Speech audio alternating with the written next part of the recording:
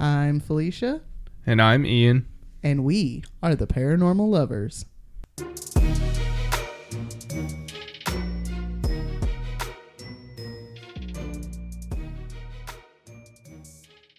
Hello, paranormal dudes, dudettes, and dudays. Welcome back to another episode of The Paranormal Lovers. Hi, guys. Hey, guys. Thanks for joining us for another week, episode 107. Mm-hmm. Oh, boy. That's a lot. All right. I'm having a brain fart. Guys, give me a second. Business. Top of the show. Top of the show. Let's get the business out of the way. If you are a fan of uncovering history and the things that, people are trying to erase and get rid of right now, Come check our history show out. We come just over did to Rethinking Our History. Just did a good one. You may not like our views on Timothy McVeigh, and that's okay. But let's talk about it. Right. If you would be so kind to give us a follow and share on social media, Facebook, TikTok, and Instagram. We also have videos of both shows on YouTube. To find us on any of these platforms, just search for the Paranormal Lovers in the search bar. If you would like to support the making of these shows, we have a couple ways you can do so. First, we have our merch shop over at theparanormallovers.threadless.com. We also have a Patreon I didn't do it. at patreon.com/theparanormallovers, where for $5 a month you get early access to unedited videos of both shows, as well as stickers and other swag. Finally, if you have any personal stories, be it true crime, paranormal, or historical, or you have a topic request, email us at theparanormallovers@yahoo.com.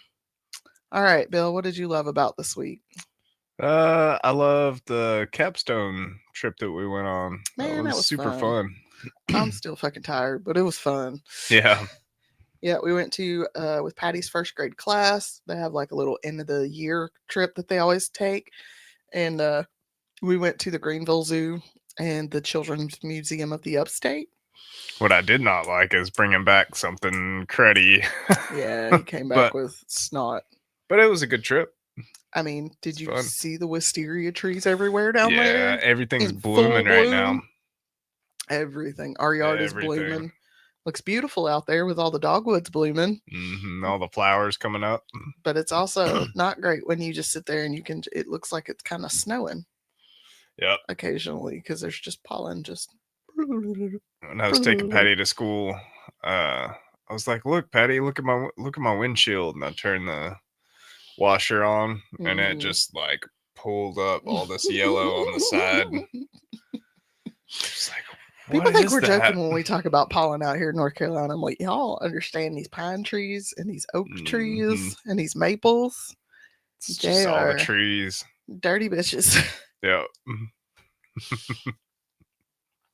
What did you love about this week, baby? I saw this morning on Instagram that the fucking frog level bridge is back open. Hey, I'm so excited. I'm like, yes. Thank you, DOT. Thank you. Oh my God. Yeah, I didn't even realize like how bad it was when they closed it. So, you guys know 6 months ago, Hurricane Helene hit. Frog level got hit so bad. That's what Richland Creek that runs through there. Yes. So Richland Creek runs through there. There's like a salt factory. There was a bunch of shops. All that shit's like, all them shops are gone now and stuff. The salt factory's still there. But that bridge, the middle pylon, everything underneath it had been washed away. Yeah. There was 10 inches between the bottom of that middle pylon and the ground. And if anybody we drove doesn't over know, it for like that's the main 2 or support 3 days for the bridge. Yeah, and we drove over it for like several days before they finally closed it. Yeah. But that's been my way to like get to Walmart and stuff, and I just love like going that way. Yeah, it's a quick way to shortcut through and town. It's a cute little drive because Frog Level's like a cute little area. They've been trying to like revamp it and gentrify it a little bit. Yeah. But yeah, I'm real fucking stoked about that. I'm like, fucking finally. Fucking finally. It's been a real cool part of our town since way, way, way back. Yeah. Part of a movie that I was filmed in was there. They've always had murals and kind of artsy stuff there. Yeah, I mean, Frog Level, like its big thing is there's a mural on the side of the building I think with a frog sitting on a level. I think my frogs that I painted in college are still there. Your frogs are still there, how they Which is survived amazing. Halloween. I don't know. You did a damn good paint job on them bitches too, I'll tell you what. Because I'm sure Halloween ain't the first time frog level's been flooded. Yeah. But yeah, I'm excited. We're open. Y'all put up some prayers or thoughts though, because we got like debris filled over in Swannanoa that's still burning. Yeah. It's Yeah, like, we got wildfires still going on. It's gonna be I'm guessing it's gonna be a yearly thing. yeah, we're now California. That's Yeah. fine. Yeah. They could probably use a couple hurricanes though. We probably could, yeah. All right. So what do you got for us this week, babe? Okay. On to the episode 107. Hey guys, we're back today.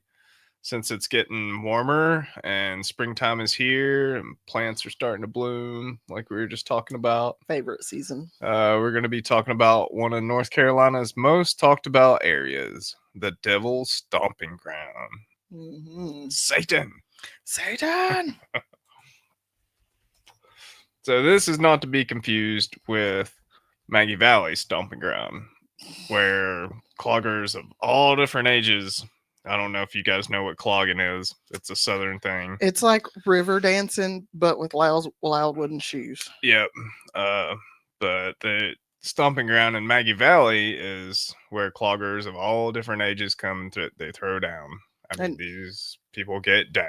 I don't know if you say it or not, but if somebody's like, I don't really sound right. It's also more known as the Devil's Tramping Ground. Yeah. Yeah, it is. So. But it's a place in the woods in Chatham County that is known to be haunted. And it has many stories of eerie things that happen there. Happenings and stories that have been passed down through the generations in this area. I don't know if your parents ever told you about the Devil's Tramping Ground. Nope. We're not from around here, so I didn't know about it. But mine did. The locals believe the ground is poisoned and cursed.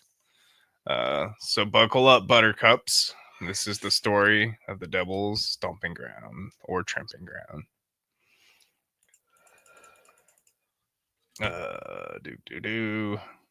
Yeah, it looks like the road's actually named Devil Tramping Road. Yeah. Devil Tramping Gourd. Ground Road. It says GRD. Gourd. Ground. Devil's Tramping Gourd. Tramp on there, devil. In the girt. Oh, that's a weird. There's like if you guys look up on the images, there's an aerial shot of it, and it's just like these woods, and then there's this little bloop. Nothing. Yep. Nothing. So in the low country near in the rolling hills of Chatham County lies a campground, the Devil's Stomping Ground. Within this campground, located in the Pine Woods near Harper's Crossroads and south of Slyer City, it is said that the devil himself comes to it every night to walk in a circle, thinking of ways that he could spread evil amongst the humans. Like the devil doesn't have more things to do. I'm sorry, he doesn't need to do anything. No, he really doesn't. Everybody's giving the devil so much shit, and I promise you, he's just sitting back in hell like, I'm so bored. These humans are just doing all my work for me. Which, that's interesting. Keep that in mind. It is said that this is an unholy place, and that within this 40-foot circle where the devil comes to the earth to ponder his evil schemes, that nothing can grow on the ground. No trees, flowers, no grass, no weeds, no crops. The ground there is just barren, and it's about a 40-foot bald patch of dirt. Even crabgrass struggles to grow there. They say anything brought to the circle and planted will wither and die. They also say that anything left within the circle at nighttime will be violently moved outside of the circle by morning or disappear completely. Multiple people have tested this theory. This was said to be a warning to stay away from the area. It is also said that if you stayed there and left an offering for Satan, Satan? That he would take it during the night and in return give you something that you longed for. Now, I'm surprised me and my buddies didn't go try to camp there way back when. I'm surprised too, honestly. Strange activity in this place has been reported as early as 1930s, when hunters and their dogs were chased away from the tramping ground on multiple occasions by a ferocious beast that resembled a black bear. So a black bear? It was a black bear, I'm pretty sure. Like, there's lots of bears here. Maybe a rabid black bear. Maybe, I mean, You know, that's possible. Oh my god, could you imagine Cujo, but it's a fucking bear? oh my god, that's scary. I need to make a movie of that. No, thank you. No. Mm-mm. And in that aspect, I'm glad I never really camped there. Right? It is said that when dogs are brought to the circle, that they will tuck their tails in between their legs like they were scared of something. If brought into the circle, they would whimper and whine all night long. This is if you could even get them in the circle at all, because dogs just do not like the devil tramping ground for some reason. I want to do? What? I want to take a cat. Take a cat there? Hell yeah, take a black cat there. Right. See what happens then. I don't know. Be interesting because dogs are sweet and they're loving and they're gentle and they're kind. Cats don't give a fuck about you. Nope, they don't. Okay. They are gods and deities and they fucking know it. So I would really like to see what would happen if somebody took a cat here. Right. I don't know. It's kind of weird. I keep looking at pictures and I'm like, you know me, I don't like camping. Mm-hmm. I don't camp.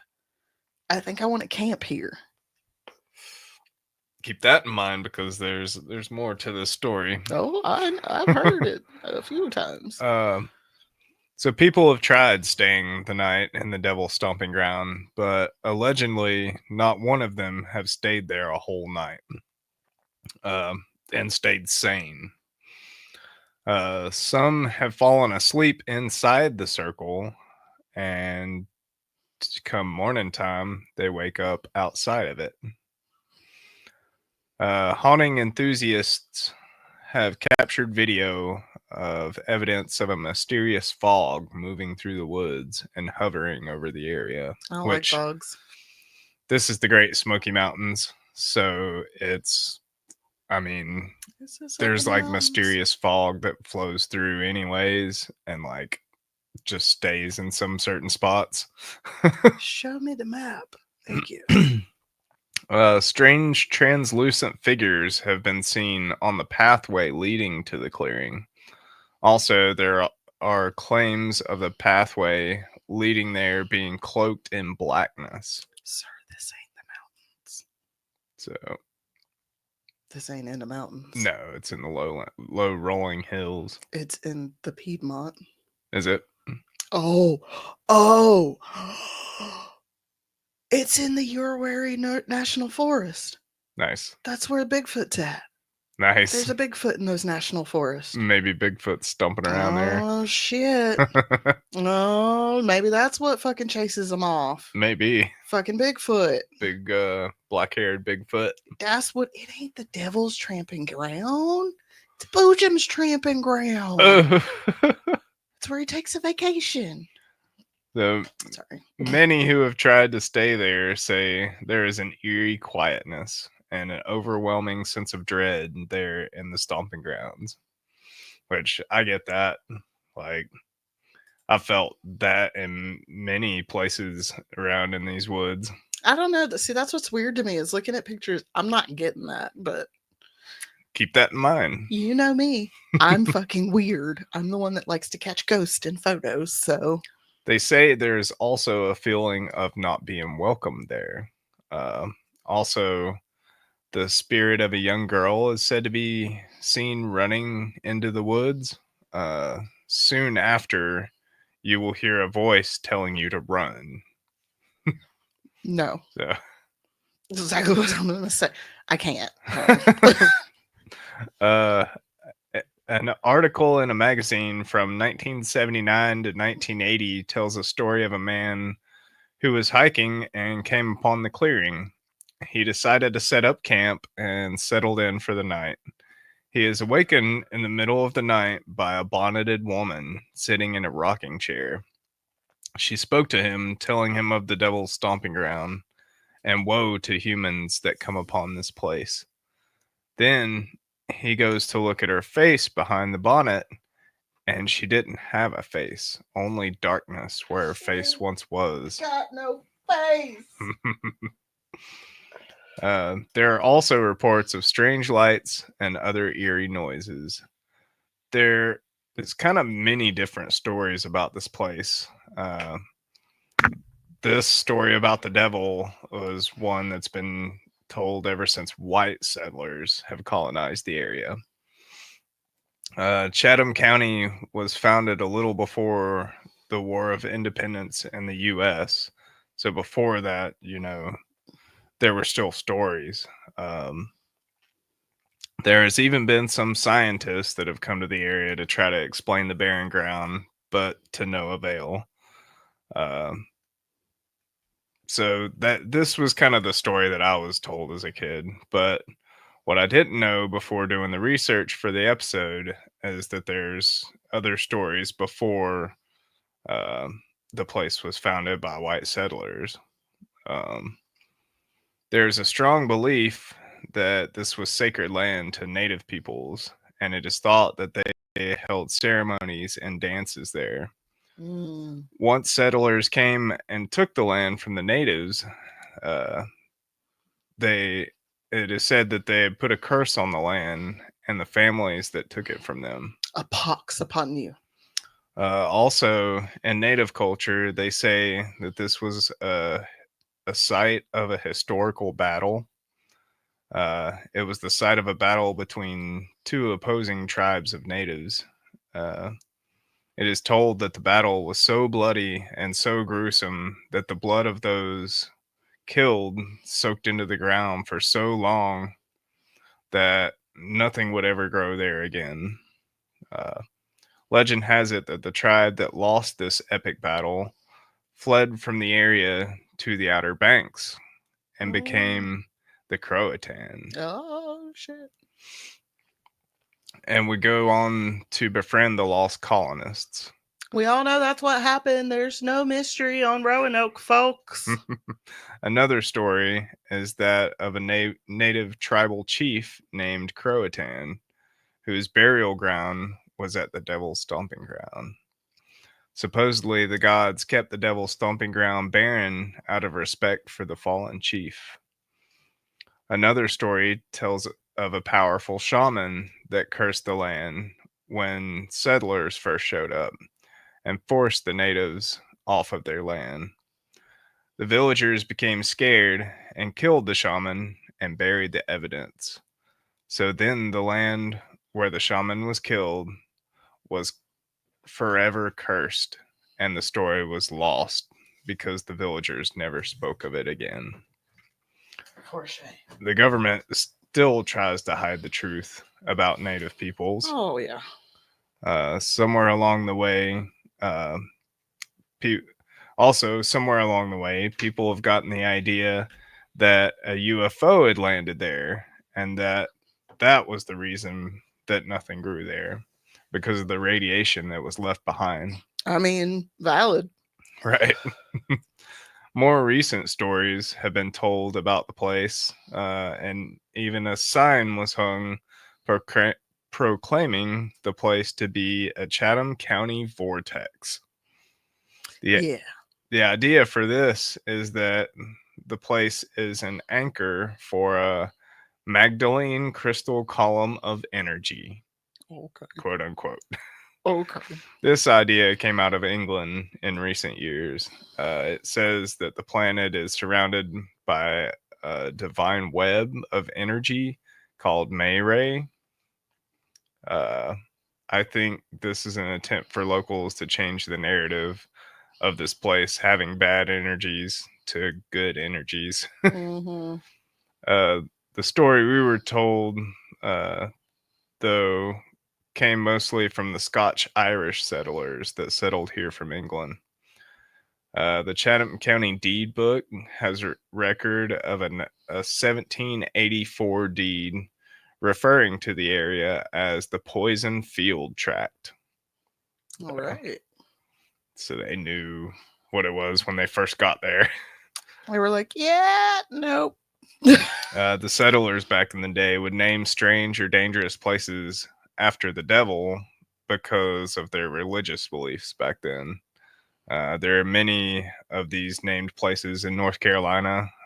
The Devil's Courthouse, Devil's Nest, Kill Devil Hills, Devil's Branch, Devil's Fork, Devil's Knob, and even a Devil's Tater Patch.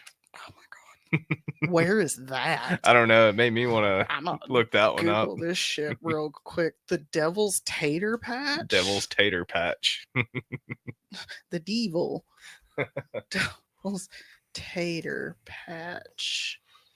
But no matter what it is named, or who occupies this land, strange things have always surrounded it. The geology of this place kind of gives a little bit of reason why nothing grows there. The salt content within the soil is very high. It's like they took ground and threw a big old salt lick into it. Sir, Devil's Tater Patch is a mountain Is it? in Blount, Tennessee, and is situated next to Cades Cove. Nice. You've probably been up Devil's Tater Patches. Maybe. I don't know if I've been to Cades Cove. But I know I've maybe never been once. to Cades Cove. I know a lot of people that have been to Cades Cove, though. Right. That's pretty interesting. Cades Cove's a pretty cool place. It's like a big loop. It's like a cool. big miles and miles long loop. Yeah, I've never been out there. No, me, I'm not a big, huge fan of being out in the mountains. But check this out. Over the passing of time, the salt has faded and the circle has shrunk. I noticed it looked in some of the pictures like it was getting smaller. Some blame the barren land on an old moonshine still that might or might not have been there. Possibly. Right. Although, how close is it to water? Because you have to have running water to have a moonshine still if you're going to have it out in the woods. This is true. You know how I know? Because there used to be one out in Bethel. Yeah. And it was. And the place we lived in Candler. Yeah. And so, well, I'm at the moonshine still. Was Right. there one out in Candler too? Yeah, I'm pretty sure there was an old one there. Bitch. Yeah. The moonshiners, man. Love it. Fucking love it. Because we were right beside a creek. Yeah. But, yeah, but our neighbor shit in that creek, so. Yeah. People are like, wait, what? Margot! Yeah, she was like, if you poop in the creek, it just like washes you off, which I guess she's not wrong. It's like That's how cavemen did it. It's like a natural bidet, you know what I mean? But she lived above us. Yeah. So we never drank out that creek. But yeah, so grass now grows freely there. So grass actually grows there now. But the story of other vegetation not being able to grow remains.